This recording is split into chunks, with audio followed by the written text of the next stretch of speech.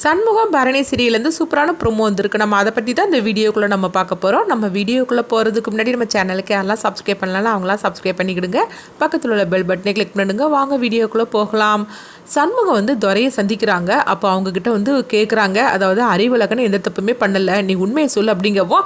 அப்போ துரை வந்து சண்முகத்தை ஃபஸ்ட்டு வந்து புரிஞ்சுக்காமல் பயங்கரமாக திட்ட ஆரம்பிச்சிருந்தாங்க. அப்போ சண்முகம் சொல்கிறாங்க, இங்கே பாரு, நான் ஒன்றே சேர்த்து காப்பாற்றுறதுக்காக தான் வந்திருக்கிறேன். நீ செய்யாத தப்புக்கு இங்கே இந்த மாதிரிக்கு அதாவது தண்டனை அனுபவிச்சுட்டு இருக்கிற, அதனால ஒன்னே சேர்த்து காப்பாற்றுறதுக்காக தான் வந்திருக்கிறேன்.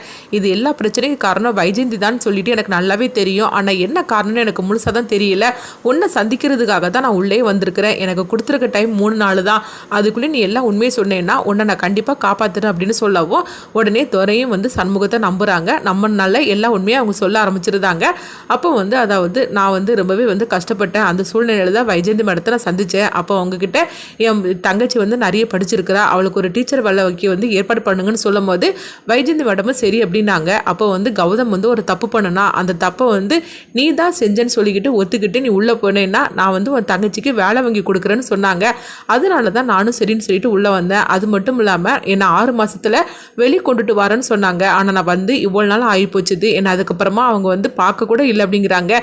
இது கிட்டதுமே வந்து அவங்க அதிர்ச்சி அடைகிறாங்க சண்முகம். அப்போ அறிவழகன் சொல்கிறாங்க, எங்கள் பாரு சண்முகம், அதனால தான் கௌதம் கிட்ட இருந்து வீராவை காப்பாற்றுறதுக்காக சிவபாலன் வந்து தாலி கட்டி இருக்கிறான் அப்படின்னு சொல்லவும் இது கிட்டதுமே சண்முகத்துக்கு எல்லா உண்மை இப்போ தான் தெரிய வருது. சிவபாலன் அன்னைக்கே சொன்னான், ஆனால் நம்ம தான் வந்து அவன் பேசினதை எதுவுமே காது கொடுத்து கேட்காம அவனை போய் தப்பாக புரிஞ்சுக்கிட்டு அவனை போட்டு நான் அடின்னு அடிச்சிட்டேன்.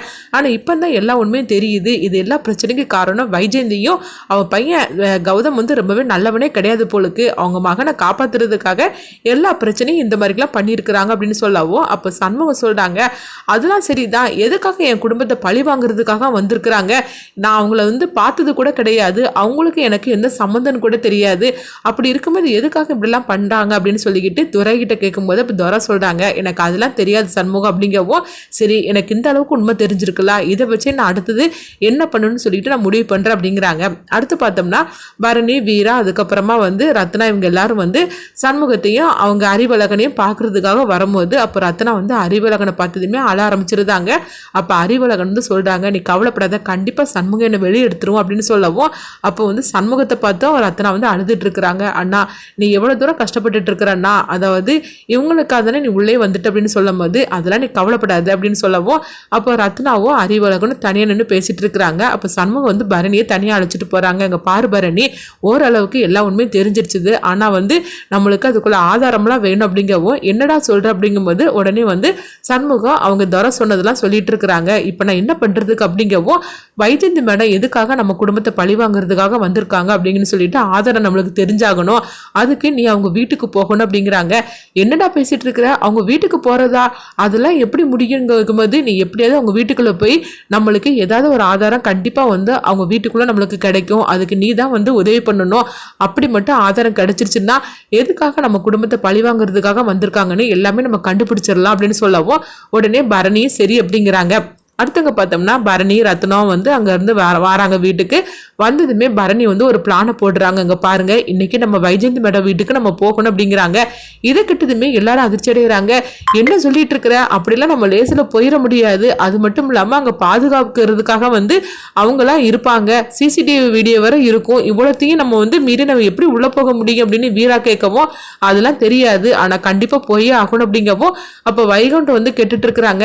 என்னமா நீ சொல்லிட்டு இருக்கிற அப்படிங்கவும் அங்க பாருங்க மாமா, இதுக்கு நீங்க தான் உதவி பண்ணணும் அப்படிங்கிறாங்க. என்ன சொல்லிட்டு இருக்கிற, நான் உதவி பண்ணணுமான்னு சொல்லி கேட்கவும் ஆமா, இது உங்களால தான் முடியும் அப்படிங்கவும் வைகுண்டம் இதை கேட்டுட்டு அதிர்ச்சி அடைகிறாங்க. அடுத்து பார்த்தோம்னா வைகுண்டத்தை அழைச்சிக்கிட்டு பரணியும் வீராவும் வந்து அவங்க வைஜெயந்தி வீட்டுக்கு போறாங்க. அப்போ வைகுண்டத்துக்கு குடுகுடுப்புக்காரர் மாதிரிக்கு வேஷம் போட்டுட்டு அவங்க பரணியும் அதுக்கப்புறமா வந்து வீராவும் அங்கே வராங்க. அவங்களும் வந்து முகத்தை மறைச்சிட்டு மாஸ்கெல்லாம் போட்டிருக்கிறாங்க.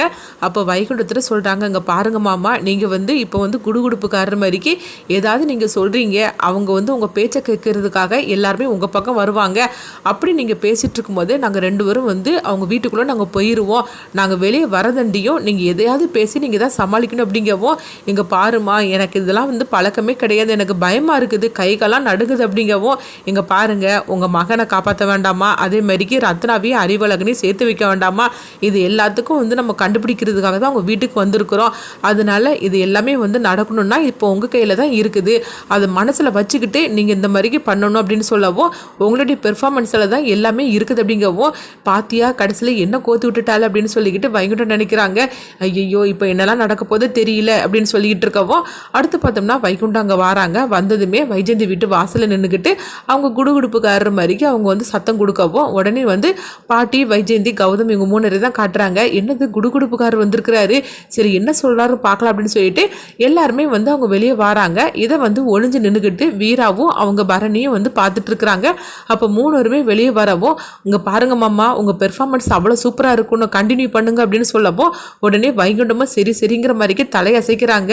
ஐயோ இவன் நம்மளை வந்து அந்த மேடத்துக்கிட்ட வந்து கோத்து விட்டுட்டு போகிறாள், இப்போ என்ன பண்ணுறதுக்கு தெரியல, நான் என்னத்தை சொல்லி சமாளிக்கிறதுக்குன்னே தெரியல, எனக்கு இதெல்லாம் பழக்கமா அப்படின்னு சொல்லிக்கிட்டு என்னென்னமோ வந்து வைகுண்டம் வந்து வளரிட்டு இருக்கிறாங்க. அப்போ இவங்க 3 பேருமே வெளியே வந்துடவும், உடனே வந்து இவங்க 3 பேரும் வந்து குறி கேட்குற மாதிரிக்கு ஆரம்பிச்சிடவும், அவங்களும் வந்து என்னென்னமோ சொல்லிக்கிட்டே இருக்கிறாங்க.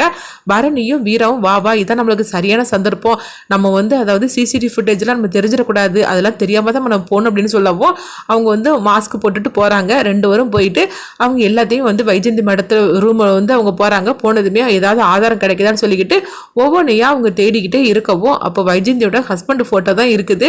அதை அவங்க பார்க்குறாங்க. சரி நம்மளுக்கு கண்டிப்பாக வந்து இது ஏதாவது ஒன்று அதாவது ஒரு எவிடன்ஸாக இருக்கும், நம்ம எடுத்துகிட்டு போகலாம் அப்படின்னு சொல்லிட்டு அதை அவங்க எடுத்துருந்தாங்க. அடுத்து பார்த்தோம்னா வேறு எதுவுமே தேடி பார்க்கும்போது எதுவுமே கிடைக்கல. சரி இது மாதிரி கிடச்சிச்சு அப்படின்னு சொல்லிட்டு வா நம்ம போகலாம் அப்படின்னு சொல்லிட்டு அங்கேருந்து கிளம்புறாங்க. அப்போ உடனே பரணியும் வீராவும் வெளியே வராங்க. வந்ததுமே வந்து வைகுண்டம் பார்த்துருந்தாங்க. பார்த்ததுமே அவ்வளோதான் முடிஞ்சு போச்சு அப்படின்னு சொல்லவும், வைகுண்டமும் வந்து என்னென்னமோ சொல்லிக்கிட்டு அதான் முடிஞ்சு போச்சு அப்படின்னு சொல்லிக்கிட்டு வைகுண்டமும் கிளம்புறாங்க. அடுத்து பார்த்தோம்னா இவங்க 3 பேருமே வீட்டுக்குள்ளே போயிருந்தாங்க. அப்புறமா இவங்க வீட்டுக்கு வந்துடவும், இந்த ஃபோட்டோ மட்டும் தான் கிடச்சிருக்கு, வேறு எந்த ஆதாரமும் வைக்கல, சரி இது அங்கே வை, எப்படின்னு நாளைக்கு வந்து சண்முகம் வந்துருவாம்ல, அப்போ அந்த ஃபோட்டோவை காட்டலாம் அப்படின்னு சொல்லிட்டு அவங்க வைக்கிறாங்க. அடுத்த நாள் அதுனதுமே வந்து கிருஷ்ண ஜெயந்தி, அதனால் அவங்க வந்து ஃபங்க்ஷன்லாம் கொண்டாடிட்டு இருக்கும்போது கரெக்டாக அங்கே சண்முகம் வராங்க. வந்ததுமே உடனே இவங்கெல்லாம் வந்து சாமிலாம் கூப்பிட்டு இருக்கிறாங்க. அப்போ சண்முகம் நீ வந்துட்டியா அப்படின்னு சொல்லிட்டு எல்லாரும் சந்தோஷப்பட்டு இருக்கவும், அடுத்து பார்த்தோம்னா வந்து சண்முகம் வந்து கேட்டுட்டு இருக்கிறாங்க. என்ன நேற்றுக்கு வைஜெயந்தி வீட்டுக்கு ஏதாவது போனீங்களா, ஏதாவது ஆதாரம் கிடச்சிது அப்படின்னு சொல்லி கேட்டுட்டு இருக்கவும், ஆமாம் கிடச்சிது, ஆனால் வந்து இது உனக்கு யூஸ்ஃபுல்லாக இருக்குமான்னு எனக்கு தெரியல அப்படின்னு சொல்லிட்டு வேற எந்த ஆதாரமும் சொல்லிக்கிற மாதிரி கிடைக்கல அப்படிங்கிறாங்க.